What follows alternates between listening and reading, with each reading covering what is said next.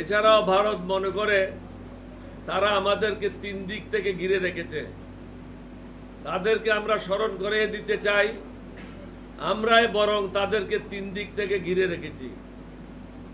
তারা আমাদেরকে ঘিরে রাখে নাই, আমরা তাদের 3 দিকে ঘিরে রেখেছি।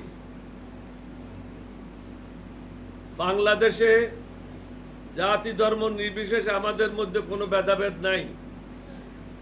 ভারত থেকে কিছু ইউটিউবার মিথ্যা প্রচারণা চালিয়ে মানুষকে বিভ্রান্ত করতেছে প্রতিনিয়ত। এখানে মেজরিটি বা মাইনরিটি বলতে কিছুই নাই। সকলে বাংলাদেশের নাগরিক এবং সকলের সমান অধিকার। আমাদেরকে ঐক্যবদ্ধভাবে এগিয়ে যেতে হবে। আমাদেরকে সততা, ন্যায় এবং নিষ্ঠার সাথে প্রত্যেককে নিজ নিজ দায়িত্ব পালন করতে হবে। আল্লাহর উপর ভরসা করতে হবে।